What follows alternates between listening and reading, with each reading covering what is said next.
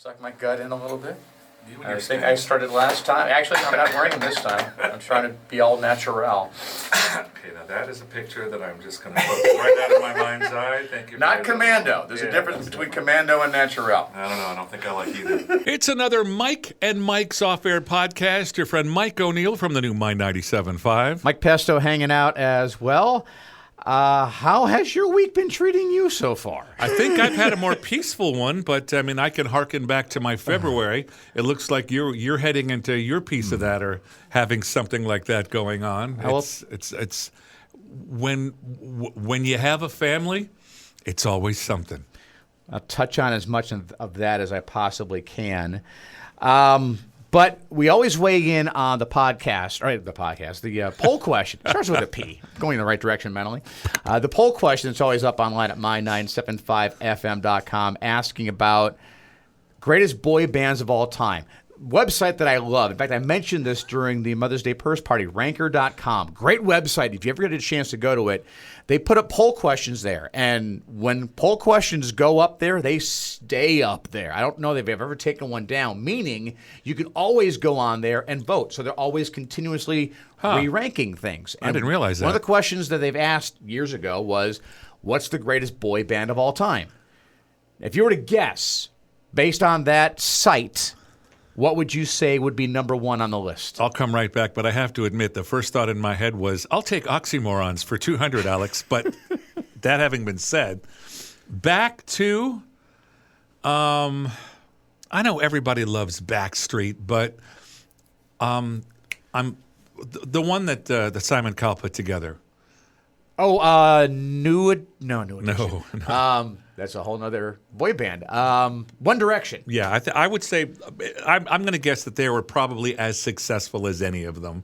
But they all made great money. I mean, geez. You were on the right track with your first guess. Backstreet Boys. According to ranker.com, the number, and it's head and shoulders above everybody else, number one boy band of all time. Obviously, One Direction is on the list. New Kids on the Block. NSYNC. We've got four options for you. For you personally, what is a boy band? What isn't a boy band? Because Beatles will make this list every once in a while. My thing is, if you are known for playing an instrument, you're automatically out. Because in that case, the Rolling Stones could have been a boy band. No, but if you have instruments in the band, you're a band. One of our security guys who doesn't work for us anymore, as did you once, I used to work on KJUG, and we used to broadcast live from the Porterville Fair. And one year, I was so excited that the band I'm looking right at right now, Rascal Flatts. Okay. Rascal Flatts was there. They were on the ascent. They were on the way up, and we got them. And I'll tell you what, man, they were so great. But me and Q, who was his nickname, the security guy, Mr. Quinones, we hadn't seen them live yet, and we were joking. We had a nickname for them. Okay. God, it was terrible too. Let me think. It was God. What did we? Anyway, we'll come back to the nickname. But the idea was it was deferential because we thought that they were indeed a trio, a vocal group. Oh, okay. Until we saw them, and their encore was every second of Boston's foreplay into Long Time. The guitar, the organ, the whole 9 yards, the three of them blew it up. We were standing up like, oh my God, we owe these guys such an amends. This was incredible. And when they're on stage, I thought of it. We called them He Daisy. Not very nice. Sorry, guys. Not very nice. But they were absolutely the real deal. If you play an instrument or instruments, you're a band. Absolutely. And I've seen them in concert. Jeez. Aren't they great? Almost 10 times, I think, probably. Just twice here. A host of different venues, including only concert I've ever seen at Wrigley Field in Chicago. I saw Darius Rucker open for them. I actually got backstage to hang out with Rascal Flatts there. And then a couple weeks later, I saw them, and this is when I was living in Peoria. And they recognized me. I was like, you again? I'm like, hey, look, I go wherever I can to see you guys. I get around, you know. But yeah, like Joe Don, I think that's Joe Don Rooney. I think that's one of the members' names, the guitarist. Not a great guitarist, but really, really, really good. Actually, he is actually pretty good. Yeah, I mean, not Vince Gill when it comes to country artists who are known to play. Vince Gill is in a whole nother stratosphere, but very, very good guitar player. And I'm blanking on his name now. The lead not singer? Gary LaVox, but the other member who plays drums is a great producer as well. In fact, a while back he produced one of Chicago's albums. Well, a lot of times from the back seat there, they do more than play drums. If you ever see a drummer with a laptop up there, that's where the click track is. That's where the stems are. That's where the support stuff that you hear, but you're like, hey, they don't have those instruments over there. But I don't see a keyboard. I've got an app But for that. There they are. But they do a lot. They often produce the overall show from that, I call it the back seat, from the drum kit. All right, so you have the same kind of mentality when it comes to boy bands. Maybe they play some instruments, but they're not known for it. And in concert, they've got other people doing it. They are just taking care of the vocals. They're a vocal group or they're a band. You can call it a boy band or whatever, but I mean, there's a difference between a vocal group and a band. A band plays instruments. Okay, and even though it's boy band in the title, for me at least, I don't think of them as a quote-unquote band. It's, again, No. they're great vocalists. Yes. But again, New Direction or One Direction, New Kids on the Block, I would have in that category. For you, who comes to mind for boy bands? Again, we've got the poll question that's In up terms of online. the best one? Yeah. Well, I threw you my shot. I really thought it was One Direction. Okay, so that's your favorite. That's then. really what I thought because Okay. I mean, there were some songs I wasn't that age when Backstreet came up. I was that wasn't the music I was listening to. Ironically, when One Direction was coming up, I was listening to a little bit of pop then, and there were some pretty good songs in there that just sort of resonated with me for some reason. Okay. Not just, I want it that way, tell me why. I mean, they're good songs, and I know that their fans right now are trying to reach through the radio to rip my throat out, but I just thought that they were just a little bit better. Okay. I go back and forth depending on the mood I'm in, I guess, between New Kids on the Block, and maybe I lean in that direction because I had a chance to meet them just as they were ascending. They came through the Salinas Valley. Were they pretty nice? They were. Joey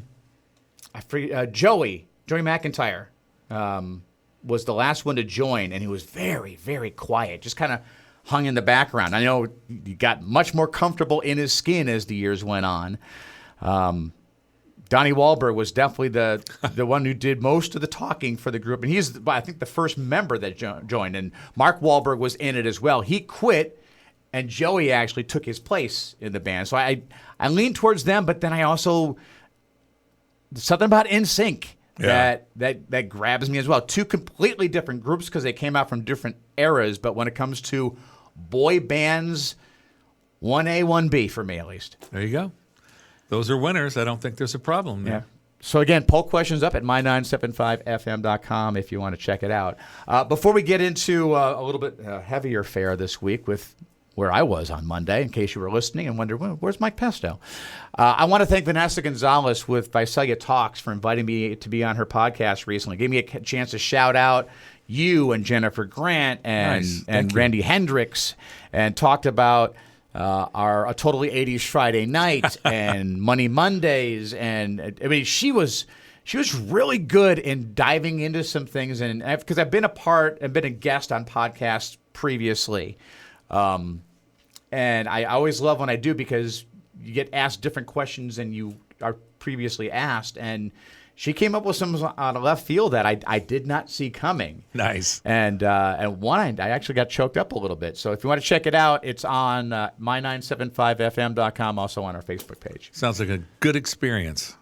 So had the day off yesterday. You did. Did not anticipate that. In fact, I had to call our program director about 9:30 or so and just say, hey, listen, we have something going on here at the house, and I can only give you sparing details and talking with the family members involved. I'm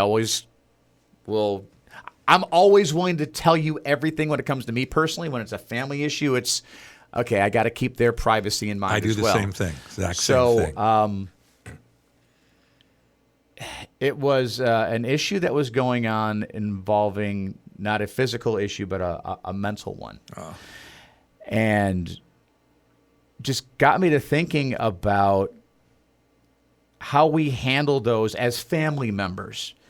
We were all kind of sitting down in the family room talking about what was going on. And I realized in talking with them, not all of us were on the same page with what one member of our family needed in that moment. And I don't know, not without, I'm not trying to pat myself on the back or anything, but I'm usually pretty good at empathizing with people. Even if it's a situation I'm not in, I can, and maybe it has a lot to do with the acting background that I kind of done things with my Sega players at the Ice House. I can put myself in a character's shoes. I can put myself in another person's shoes for a moment and realize, okay, I know this person fairly well. They're telling me what's going on in their life.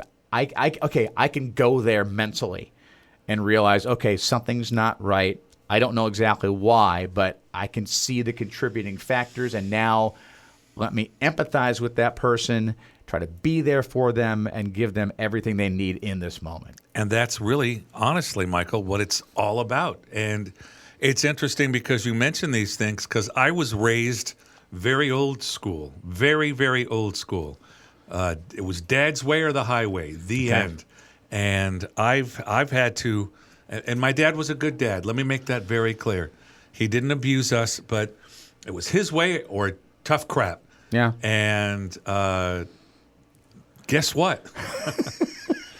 That doesn't work. Not really. And parenting, good parenting has really changed over the years. It doesn't mean let them run amok. No, we don't do that. But we want to be there. I want to be there for my kids today. I want to know, okay, I see that you're hurting. Something's wrong.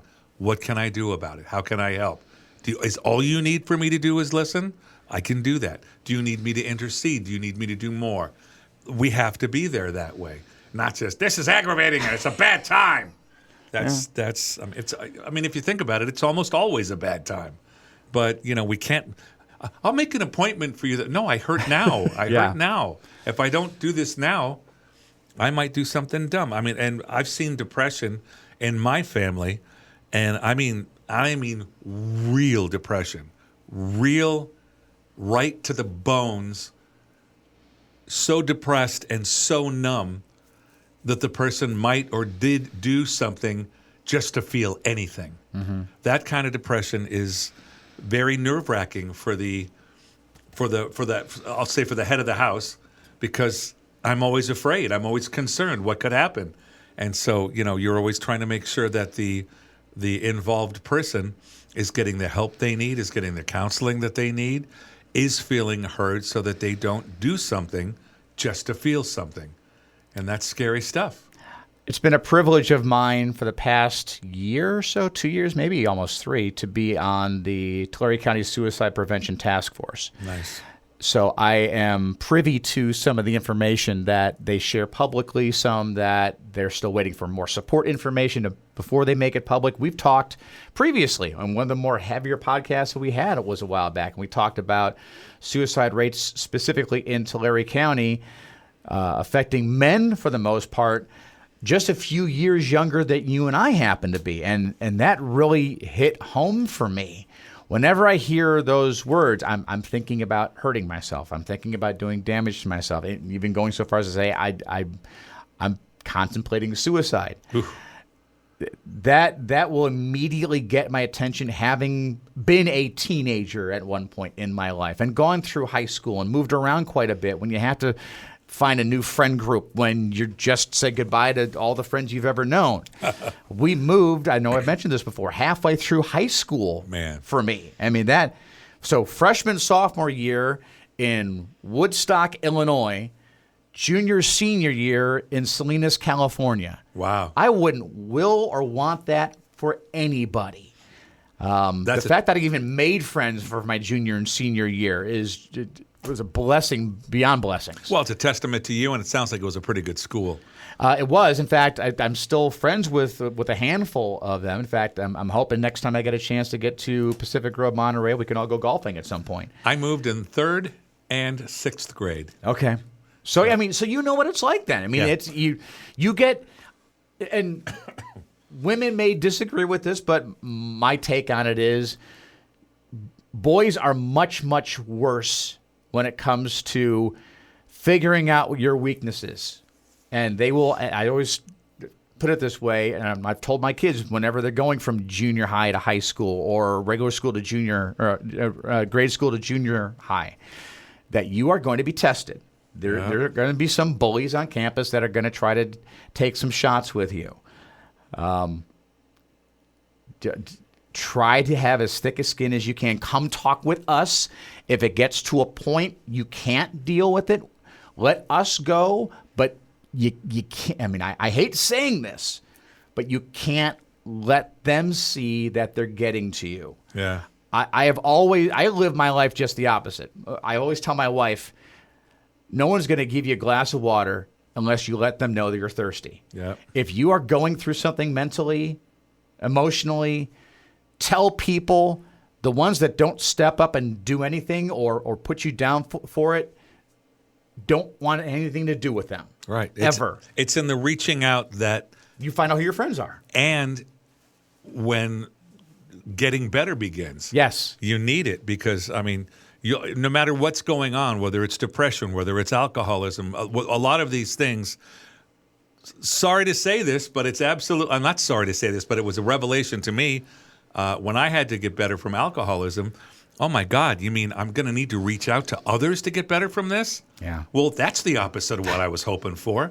But that's what it is, and that's where it begins. You see a group of people, and you're like, what do they have?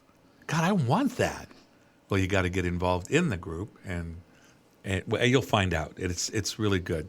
But yeah, that's the way back is reaching out, and it's not weakness. The person that I was thinking about when I was talking about what I was talking about earlier always thinks that when they're terribly depressed or terribly weak within it, that it's weakness, that they're doing something wrong, that they've not strengthened something properly. No, you suffer from depression, and there's tools within which you can rise above it. Mm-hmm. And there's nothing. You're not doing anything wrong. Is the point? You always think, I'm not doing. No, Yeah. no, that's not it. There, and maybe you've seen them, buses all over. And I was, again, privy to this information being with the Tulare County Suicide Prevention Task Force, that in case you don't know, there's a new number to call now if you or anyone you know is in a situation where they don't know how to deal with things. Maybe they've mentioned to you that they're feeling suicidal. 988 is a number that you need to know. It's like 911. There used to be an 800 number for suicide prevention to call. Now it's just 988. Nice and easy. Call that number. If you forget it, trust me, you will see the buses rolling around all throughout the South Valley. Whole bus sides giving you that information, even if it's not for you. If you just know of someone who is in a situation like that and you don't know what to say, you don't know what to do, even if you're not the one who's feeling suicidal, you can call them and say, hey, listen, I know someone who's uncomfortable calling. What can I do? What do you suggest that I do in this situation? And they will be more than happy to help. They would rather get that phone call than have the police called, and then it's a whole nother.